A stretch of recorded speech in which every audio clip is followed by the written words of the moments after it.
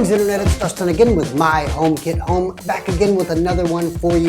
In this video, we are looking at the Phillips Hue Tap switch. Now, this switch has been available in the Phillips Hue system for quite a while now, but back in October of 2017, it was actually exposed to HomeKit via a firmware update from Phillips Hue themselves. Now, since I've had this device for quite a while now, I've actually lost the box, so I can't do an unboxing. But what we will do in today's video is have a look at how to set it up using the Phillips Hue app. We'll look at what we can do with it in the Phillips Hue app, and we'll look at what we can do with it using Apple's Home app. And then at the end, I'll give you my general thoughts on the device as a HomeKit accessory itself. So now that that's out of the way, let's get into the video. So here is the Phillips Hue Tap. Now this thing is a pretty unique device in the HomeKit world, and I would even fare to say in the smart home world in general, since it does not require batteries, but rather uses your own kinetic energy using the Zigbee Green Power Protocol. Speaking of Zigbee, you will need the Phillips Hue bridge to connect the tap switch to your HomeKit setup, as Zigbee is not directly compatible with HomeKit. And as you can see from the photos here, we have 4 different buttons, 1 large button with 3 smaller buttons inside of the big one there, all of which we can use to control either Phillips Hue lighting scenes, or in HomeKit to control either HomeKit accessories or scenes. Let's look at how to set up the Hue Tap switch in the Hue app. Setting up the Hue Tap switch is a very straightforward process. Upon launching the app, we're brought to the Home tab, but we want the Settings tab on the bottom right corner there, and we'll scroll down until we see Accessory Setup. We'll tap on that, and we'll have a list of all of our accessories, but we want to add accessory, which is the white button at the top left. And we'll choose our accessory, in this case it's the Hue Tap switch. And once we've tapped that, we'll go ahead and we'll hold down the large button, right? So the first button there, and we'll hold that down. It says for 10 seconds. This was not my experience. What I did is I just held it down until the screen changed. It wasn't exactly 10 seconds, but you know, it worked in about, I think it was about 20-25 seconds. This is all real time, so if you really want to know exactly how long it takes, just go ahead and look at the timestamps.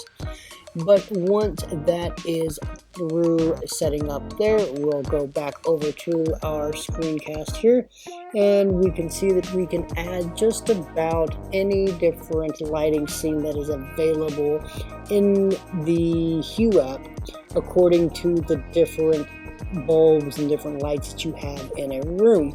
So if we go down to the Hue Tap switch and we tap on that, we'll look at how we can actually modify this. And we can see here that we have the tap switch itself, image of it. So the button 1 is the larger button. And we can go in and we can choose which rooms, up to 3 rooms, or the whole home as well. And we can do the same for each of the other 3 buttons. We can choose any scene that works with the lights that we have in that room. And so we can see here that if I'm in the living room, I can change it to bright. You know, we do have our default scenes that Philips does want us to use there, or that suggests that we use. And you know, those are easily changeable by tapping on those living room scenes there. Now, if you do want to use this with HomeKit, I do recommend tapping that little configure with Apple HomeKit button down there at the bottom. It'll open up in the Apple Home app. First it'll take you to the App Store, but then you just hop over to the Apple Home app and we can see that the switch is in the living room. So if we long press on that, we can see that we have 4 unconfigured buttons. So if we go down here, we can see that we have this kind of confusing thing that says single press, leading us to think that we might be able to use a double press or even a long press, but that is in fact not the case with the Hue Tap switch. That's something you'll want to keep in mind. But as you can see here, we can assign any accessory or scene to each of the buttons there. And really that's about it that you can do with the Home app and the Hue Tap switch. So there it is, folks. Pretty straightforward. There's not a lot of bells and whistles with this accessory as it stands in the Philips Hue app, nor really in Apple's Home app, other than being able to control HomeKit accessories in Apple's Home app.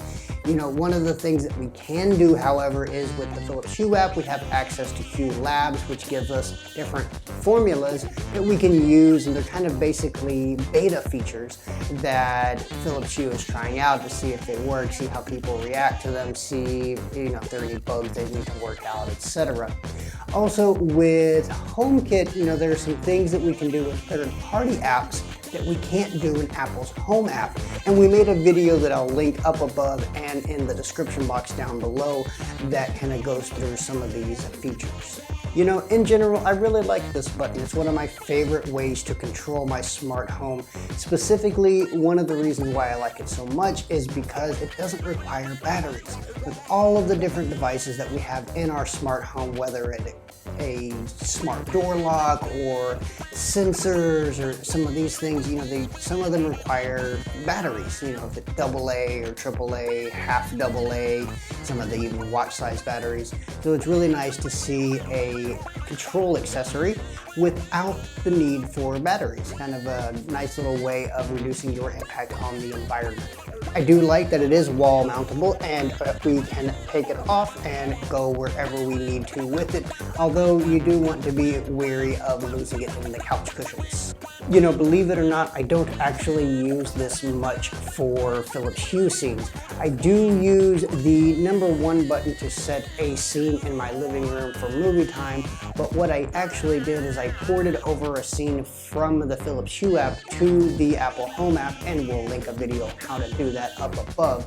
But I also incorporated some other bulbs that aren't compatible with the Philips Hue bridge into the scene so that everybody works together nicely and nobody's arguing, and I don't have to have several different commands in order to pull this off.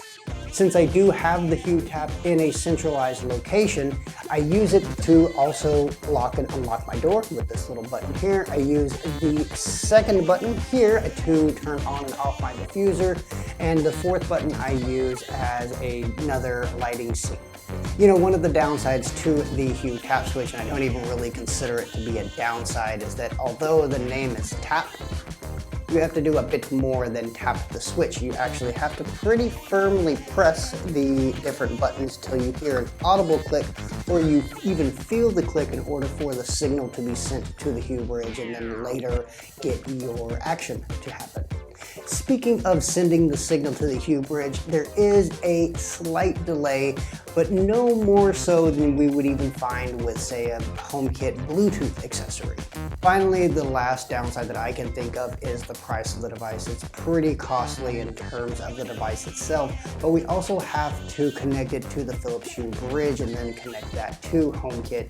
So it, in general, can be a little bit expensive, but it might be something you'd want to invest in if you're looking for remote control of different devices. But I do think overall it's a pretty versatile and a pretty practical device for your HomeKit setup. But I'd like to know how you use buttons and switches in your HomeKit setup. Let us know in the comments down below. Also below the video in the description box, you'll find links to the Philips Hue Tap switch if you're thinking about picking one of those up. You'll also find links to all of the videos and everything I mentioned in today's video in the description box as well. You can also find links to our social media at My HomeKit Home, as well as the blog over at myhomekithome.com. As always, if you found the video useful, give us a big thumbs up and hit that subscribe button if you haven't done so already, and the bell notification so you don't miss any of our new videos as soon as they're released. Well, the clock says it's time to go. That means it's all from me today. I do thank you for watching, and until next time, this has been Dustin with My HomeKit Home.